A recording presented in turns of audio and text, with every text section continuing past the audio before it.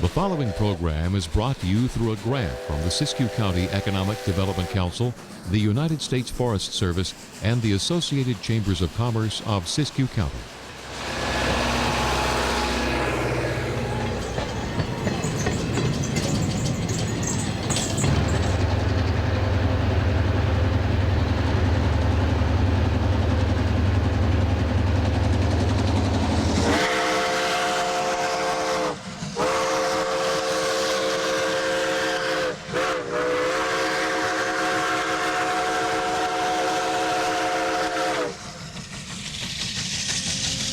At the top of California, snug up against the Oregon border, there exists a very unique region of the American West. To some, this is a vast outdoor recreation area surrounding magnificent Mount Shasta. To others, it's a region of spectacular scenic beauty, punctuated by beautiful waterfalls, meandering freestone river canyons, tall stands of pine and fir, lakes brimming with every kind of water sport imaginable, forests that stretch as far as the eye can see. Man is a relative newcomer to this region. Its settlement toward the end of the last century and into this one owes much to the Iron Horse.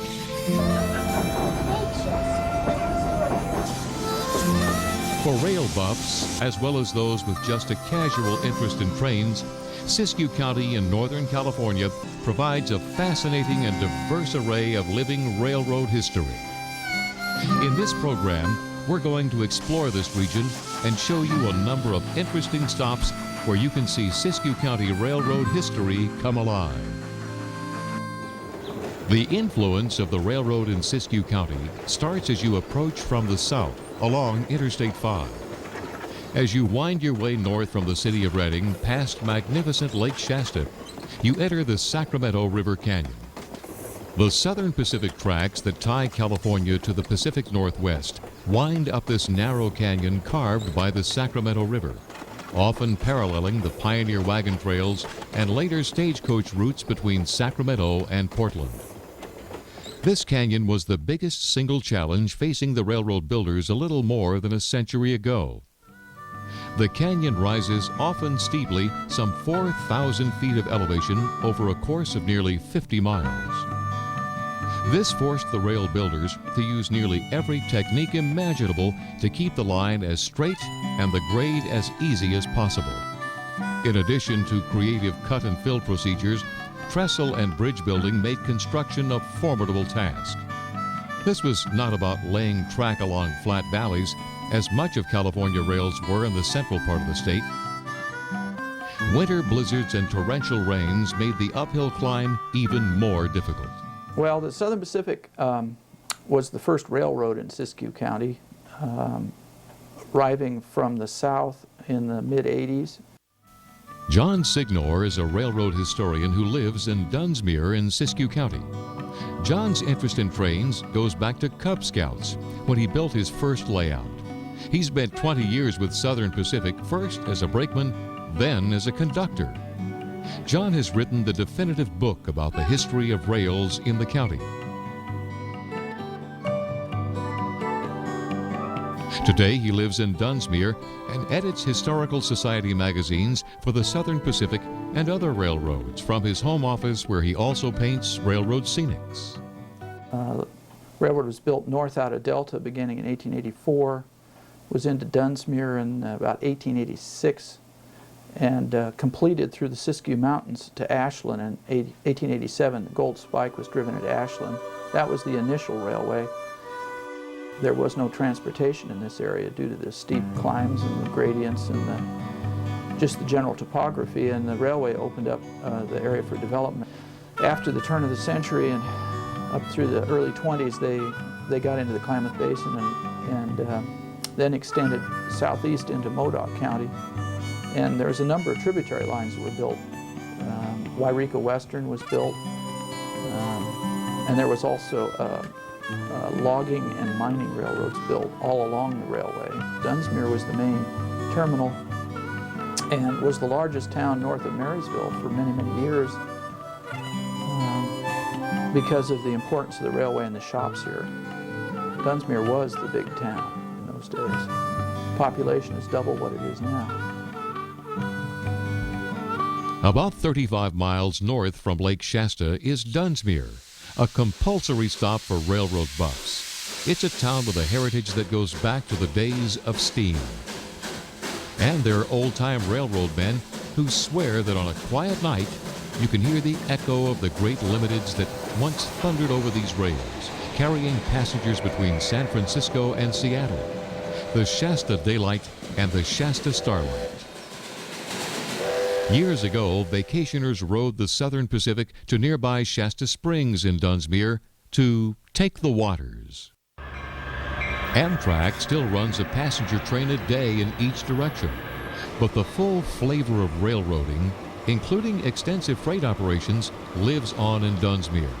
For it's here where the successor to the Southern Pacific, the Union Pacific, still maintains an active rail yard for trains hauling freight north or south. Dunsmuir was built as a railroad construction camp and originally named Pusher for the wood-burning engines that were added here to push trains over the summit. A Canadian coal tycoon named Alexander Dunsmuir used to ride the trains through this area and loved the mountains.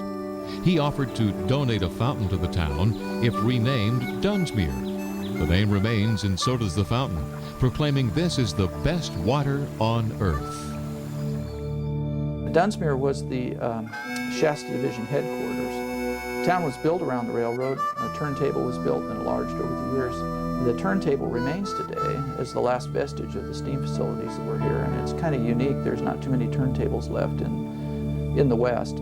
There's a handful here and there, but they're kind of unique. It's even in use today, turning on they turn the helpers here for the shoving up the grade out of here, up out of the Sacramento Canyon.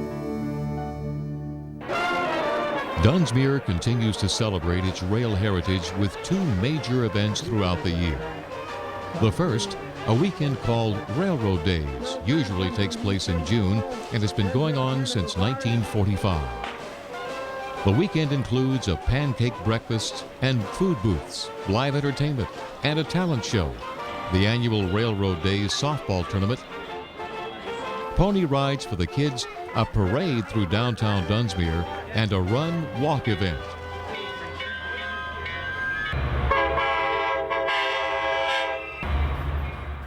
At approximately noon on Saturday, the Dunsmuir Daylight Amtrak passenger train arrives at the Amtrak depot.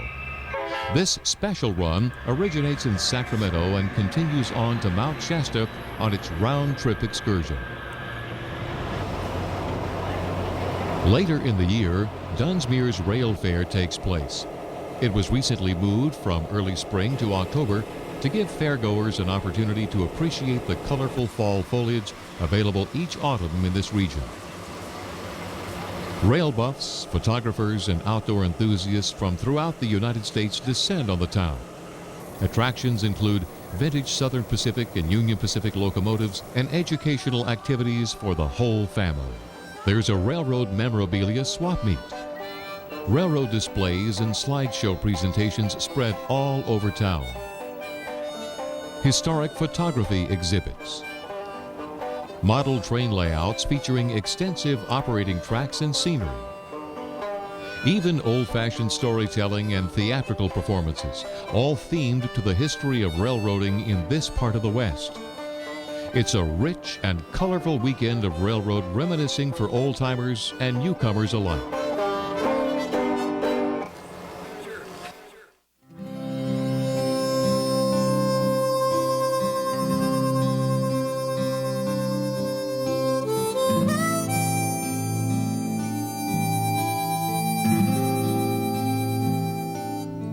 Many out-of-town visitors coming to Dunsmuir's Railroad Days and Rail Fair wouldn't miss the opportunity to stay over and sleep in an authentic caboose. And they can do just that at a very unique and picturesque motel and attraction just south of Dunsmuir called Railroad Park. It was my wife's idea for the cabooses, and I've done a lot of building and plumbing, electrical contractor, and all the rest, so we just started in caboose at a time, and we're up to 28 units now. Bill Murphy grew up in Dunsmuir. His father and grandfather worked for the Southern Pacific Railroad, although Bill found himself running a very unique motel and restaurant with his wife, Delberta. Every artifact, as you can see here in the restaurant, is not from out of the area. It's not a tourist trap. It's all original. The caboose is actually a home away from home. Today, in this age, they stay at the other end of the line, a hotel or wherever. Bill told us how he gets the cabooses to his park. We've used cranes, trucks, house mover dollies. There's a heister in the state that's big enough to lift one of them. We've used him. But it's been a job. Because there was no railroad. Everybody said, oh, there was a railroad here. No, the railroad wasn't here. We moved them all here. When you get them, the old diesel stoves, you absolutely gut them, tear them all to pieces. I did one or two and didn't tear the floors out and the insulation and all out. Put them all together, build a beautiful caboose. You could never get rid of the diesel oil. So you absolutely, what you bought is a hunk of scrap iron, about 33 tons of it, and you just totally rebuild it. Inside, outsides are all steel. Run into problems. Heating and cooling, the outside walls are steel, the inside walls are steel. They're well insulated, but the heat would transfer right between the outside and the inside, so we put a vapor barrier in them and repaneled everything. They're tough to do. Don't everybody say, oh, I want to buy one and put it in my backyard. You better think twice, because it is expensive and it's tough to do. Every room, I say, full air conditioning, heating, refrigeration. We have any type of accommodations. Some of our rooms have a double or a queen and 3 twins, a queen and 2 twins. We have king-size rooms. We have double rooms. Everyone is a little different. They're not just all the same. They're a caboose. That's what we advertise. We have a 3-star rating with AAA, full air conditioning, heating. They are beautiful, and they're a lot of fun. Our restaurant's a lot of fun. People come to enjoy, and they do. Well, a little box on top is called a cupola. That's where the conductor, and he had 2 brakemen, one on either side, watching ahead down the tracks for the switches, the curves, and hot boxes mainly in the train cars. Then when a few people were knocked off the top of trains, a law was passed that you couldn't walk the trains anymore. So that's when they came out with the bay window type of a caboose. Everyone thinks the engineer runs the train. He doesn't. The conductor from the caboose is totally in charge as where they stop, what they do, and what's going to be done. Bill told us that in those cabooses with cupolas, guests can climb up and imagine that they're the conductor, totally in charge of the train. Most of the cars in Railroad Park are cabooses, but Bill Murphy has one car which is a converted boxcar.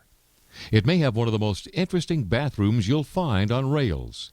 And of course, it was in this boxcar that in 1994, the National Hobo Association was permitted to autograph the wall as a tribute to the history and lore of the boxcar. Visitors to Railroad Park also enjoy the restaurant Bill and Delberta have built. Dinner guests are surrounded by a collection of authentic railroad memorabilia while dining elegantly in restored dining cars. Don't miss the 1-inch scale model of a Cascade steam locomotive and passenger cars above the bar. The Railroad Park Caboose Motel is open year-round, while the restaurant has limited operation during the off-season.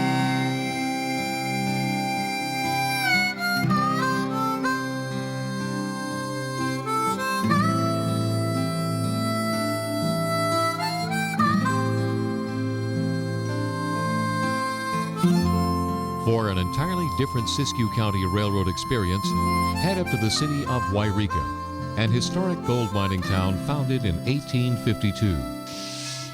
There, about 45 miles north of Railroad Park on Interstate 5, you'll find a train known as the Blue Goose. It's now run by the Colorado Central Railroad and the Rocky Mountain Railroad and Mining Museum Consortium.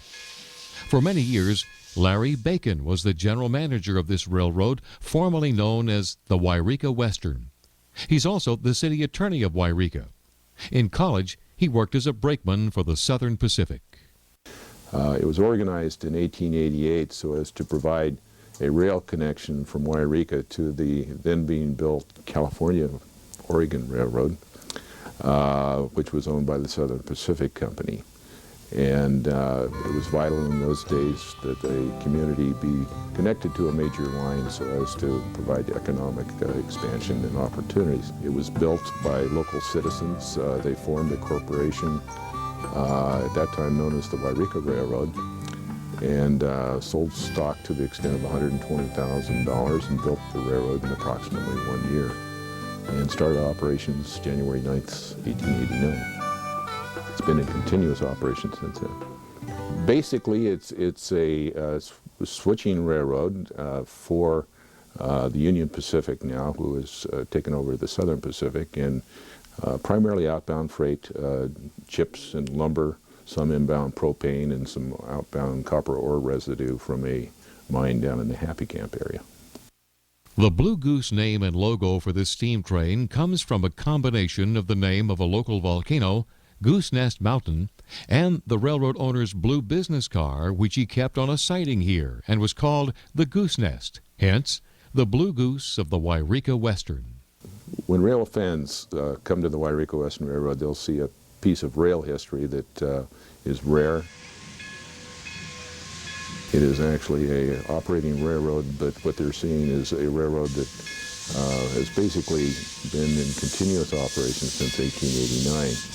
The depot facility was built in 1910. It's almost identical to the original depot. They'll see a 2A2 Mikado steam engine, which is just an absolutely glorious engine. And they'll speed out across the Shasta Valley at speeds sometimes reaching 10 miles an hour. You know, for the rail fans that arrive early, they'll be able to see the warm-up operation, which, depending on the day of the week and the temperature from the previous day, it takes anywhere from 3 to 5 hours. The crew gets here not uncommonly 4 or 5 o'clock in the morning to get the engine ready for the excursion train. It's an oil-fired engine, and because of its age, is warmed up very, very slowly to get to the appropriate steam temperature. The engine will normally come out of the train barn, and they'll do what's called a blowdown, which is basically releasing some of the sediment out of the engine, so that it doesn't get caked or anything from residual minerals in the water. They'll come to the water tower. They'll put the water in for the day's run, which is normally a couple thousand gallons of water. And shortly before the excursion starts, the engine will come up and hook onto the train. It's really gorgeous. You know, you'd see a lot of trains over the years, and particularly the diesels just don't have the same feeling, or almost a feeling of being alive that a steam engine has. The excursion runs into the Shasta Valley. It's from the depot to the little town of Montague is 7.4 miles. The bullet train of Northern California, which is the name we also call it,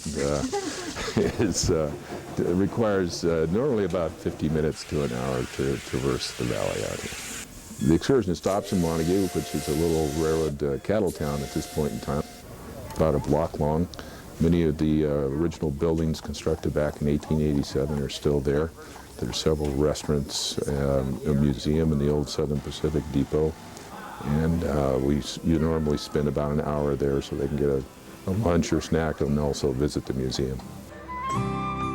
When passengers return to the Yreka Depot, there's a gift shop with loads of railroad memorabilia and artifacts, historical maps and photos, books, videos, and other nostalgic reminders of the glory days of railroading in the area. Be sure to look for Roundhouse Nellie, shown here on patrol as the Yreka Western's official mascot and rodent patrol officer. And finally, your visit to the Yreka Western wouldn't be complete without a visit to the warehouse section of the depot where a 2,000 square foot model railroad is displayed. This HO gauge display is operated by a local train club when the excursion train is running and features a section modeling the Yreka Western Railroad itself. The operating season for the Yreka Western is late May through the end of October.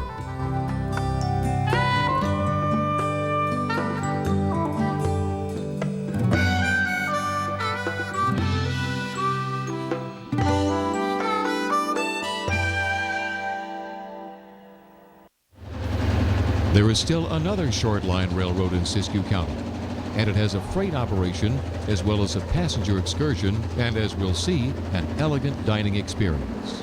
This railroad was built to bring in the logs into the mill, as well as take the finished lumber products out of the mill and into the markets there for the McCloud River Railroad, which was part of the McCloud River Lumber Company back in about 1897. Jeff Forbes is president of the McCloud Railway, successor to the McCloud River Railroad Company.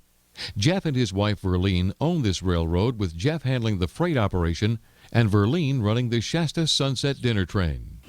I come from a very much of a railroading family. I am a fourth generation railroader. I've railroaded for almost 30 years myself now, and it's just something that's really, really deep in my blood. We generally run about 3 different types of trains there. They all come back to McCloud every night. We run one to Bernie and back, and that picks up the lumber from the mill, as well as diatomaceous earth from an area out there. And then we run interchange trains. We run a train to the interchange of Burlington Northern, a place called Lookout, California, around Bieber. And then we run a train to the Union Pacific interchange at Mount Shasta. And all those trips start in McCloud and end up back in McCloud afterwards.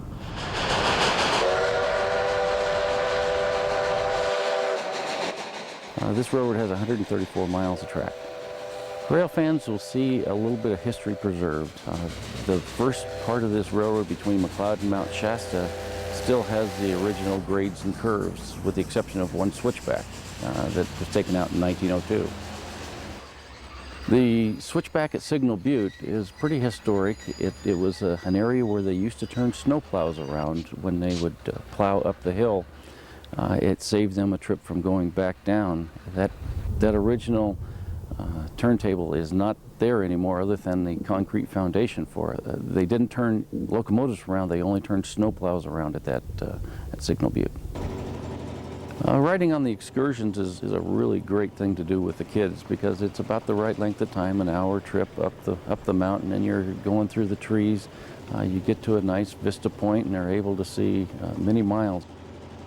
The dinner train we started in June of 1996, and we thought people would really enjoy being able to come up into the mountains and to see the scenery up here and just do a really high-class dinner trip, and we've been really pleased with the success of it.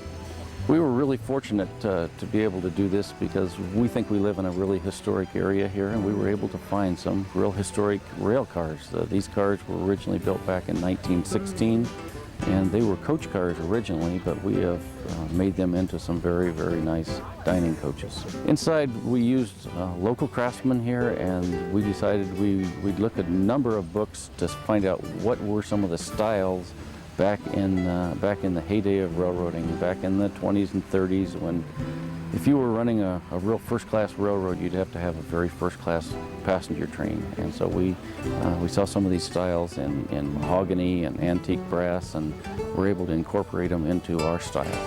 We were able to kind of go back to what the dining on the train was all about, with the white linens, with fresh flowers, with silver and china, and just kind of make it a really special experience. The food we feature is a very, very fine 4-course dinner. Our signature dish is a beef Wellington, and we have salmon, and we have chicken, and we have specials every month that we're running. Jeff told us that the operating season for the dinner train runs from April through December, but that he's hoping to expand from mid-February through December. The excursion train runs June through October when the mountain foliage is at its peak.